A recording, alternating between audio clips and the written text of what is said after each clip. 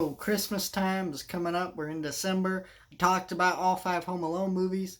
It's time to talk about the greatest Christmas trilogy of all time, The Santa Claus.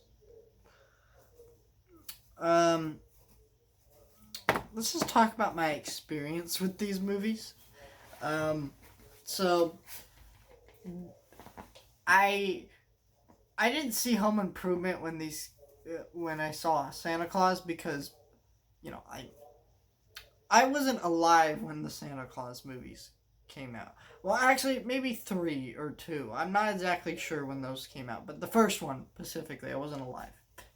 And I'm sure these movies were kind of like, hey, if you like Home Improvement, here's a kind of Santa Claus style of that. I saw Home Improvement later on. Home Improvement's like a cheesy, fun sitcom. It's not very good. But for what Home Improvement is, it's very good at what it is, and that's and I'm fine with that. Um, but that's kind of what gave Tim Allen his career, and he's been in a lot of bad movies that are kind of like sitcoms, and this movie is kind of that. And but this one is kind of interesting because this is a thing that really happens, and I feel like a lot of people don't realize why this is a thing that people do. Christmas movies get a pass no matter what. If you're a Christmas movie, it don't matter if you're good, okay? Because there'll always be that one person who they have a tradition of watching you every single year, okay? There will always be that tradition in one person's household. It'll always be like, yeah, my favorite Christmas movie is this. I'll watch this every year, and then it's their tradition or whatever. And that's what's really sad is a lot of bad Christmas movies will get a pass, and this is a bad Christmas movie. I've seen people show me this at schools and try to defend it, and I had teachers show me it. I've had just like friends who like it and they try to defend it, and I just can't like this movie. It is. Here's the thing: if you enjoy this movie, nothing wrong with that. Like whatever, but this movie is a very flawed movie, and I think it's important to acknowledge the flaws in something you like, because if you simply cannot acknowledge the flaws in something you like, you probably don't like it that much. That's kind of the way I feel about it. But let's talk about this movie and why it is not very good. So it has a very sitcom-like feel, but it's also a Disney movie, so it tries to have like a magical, mystical feeling, like ooh. Um, so we got Scott Calvin. He's divorced from his wife, and he hates his wife's new husband Neil, and we got Charlie, his son. He gets visitation rights with his son, and so he gets kind of visits with his son. While him and his son, he sees Santa on the roof. He goes, "Hey, you!" Doesn't realize he's Santa. Santa falls off the roof, dies, puts on his coat, and he becomes Santa. And then it becomes this whole evening where he becomes Santa, and and then the rest of the movie is watching these parents tell this 8 or 10 year old that it's so wrong for him to believe in Santa. This is something deeper, okay? He believes that his dad is Santa, and that just can't happen. No child should ever be allowed to believe in Santa Claus, because there's something wrong with that kid. What's wrong with them? I don't know. I just tear their dreams apart. And and then you have and then and then Scott kind of starts growing a beard, getting all fat. It's just that's why this movie fails. A lot of the movie is just watching adults tell this child he's not allowed to believe in Santa, but like this kid isn't harming anybody. Like I understand if he was harming people, but this is normal for kids at his age to believe in Santa. Neil is a child psychologist, and he's telling this child how wrong he is to believe in Santa.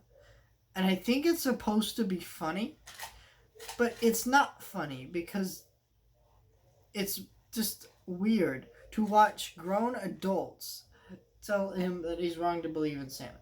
Now, I get later in the movie that they should be a little worried because Scott is growing a beard and getting excessively large in very quick amounts of time, and that part of the movie makes sense for them to be worried about him and what he's doing, because you have this kid who's claiming he's Santa, and then he's kind of getting a little large and starting to actually look like Santa.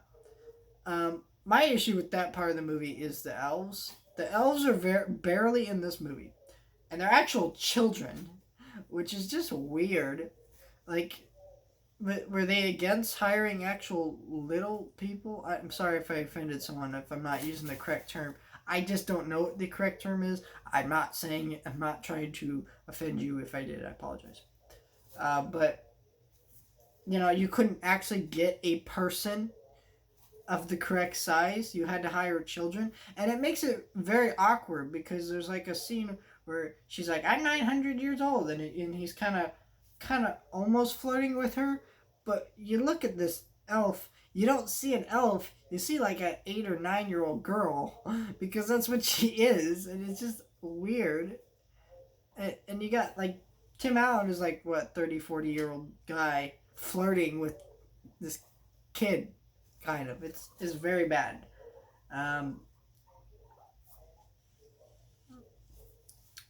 And it's just, and another part of this movie that's really bad is this whole movie is, again, a Disney movie. It's a Disney Christmas movie.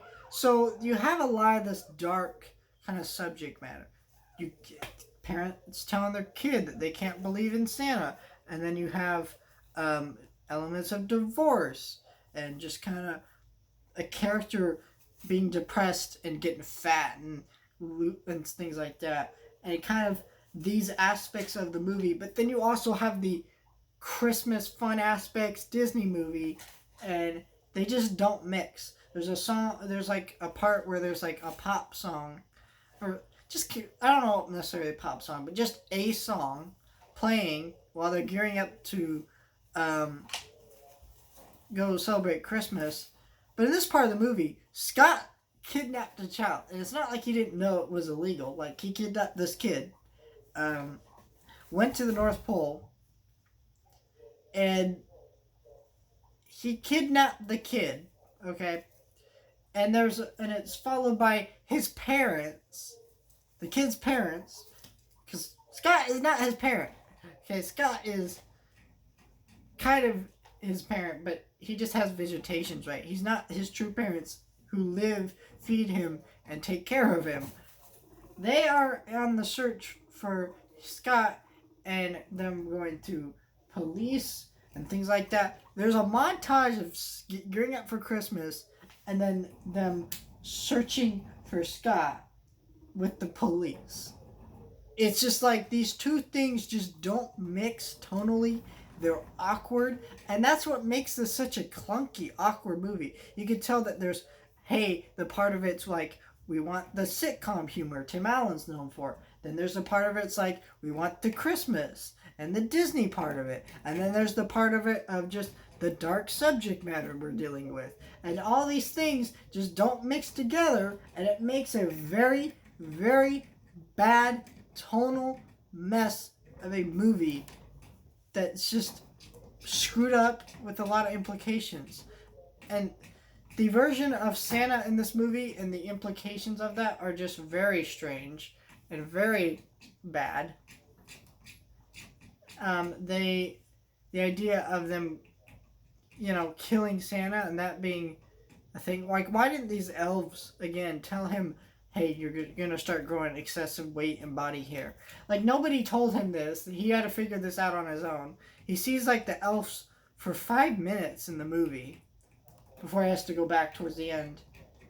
But, like, nobody said anything like this. And it's a very awkward movie, and just the implications, the story,